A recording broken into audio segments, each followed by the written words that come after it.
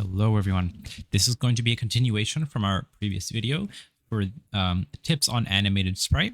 Now in this video, I'm going to be giving you a tip on animated sprite with AnimationPlayer. So my tip is this. Animated sprite, instead of having a bunch of sprite sheets and doing this and this and this and having them all out as sprites, because there is the animation for this, obviously, right? But it's a problem. It's a little, you add so many nodes, you have so many things to add. It's not very efficient and organized. Now, instead, what you can do is organize it and add all the things and sprites that you need in an animated sprite, as if you were to use a sprite, a regular sprite for the animation. Now, Godot 4 has kind of adjusted this, not for this, but it's a, sorry about that, just got a few emails. But they've adjusted it so that you can use this. So I'm going to show you how, because it's a little tricky. So let's create first idle. Now I'm just going to show you one anim. Actually, I'll do two, just so we can animate it as well. So let's do idle first. So in the idle, now this is tricky. Okay, let's select the player on the left. And now I want to open the animated sprite and go to the animation player. Now, as you can see on the bottom here, the animated sprite is gone. It's not there.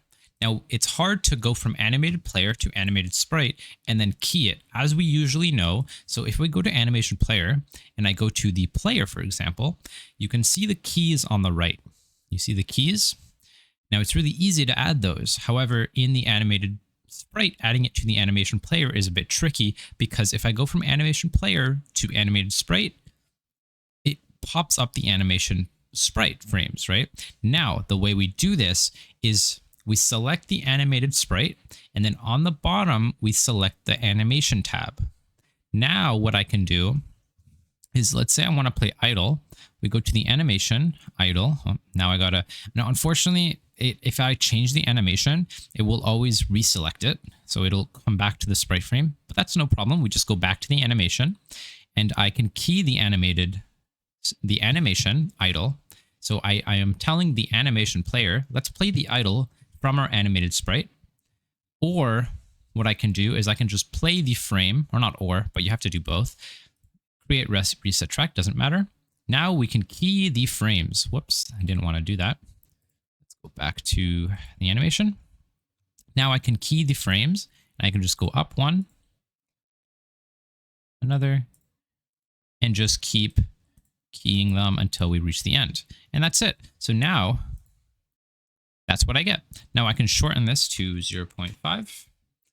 All right, let's do 0.6. And now in our script, we can go here and say anim.play idle. Okay. Now there's a bunch of other things, custom blend, custom speed, but we're not going to worry about that. We're just going to go into animation player and play the idle. Now, when I play, it'll play the idle. Now, if I start moving, it'll play nothing because I didn't play anything. But if you wanted to play walk, you can. So here, whoops, ignore that game I'm playing in the back.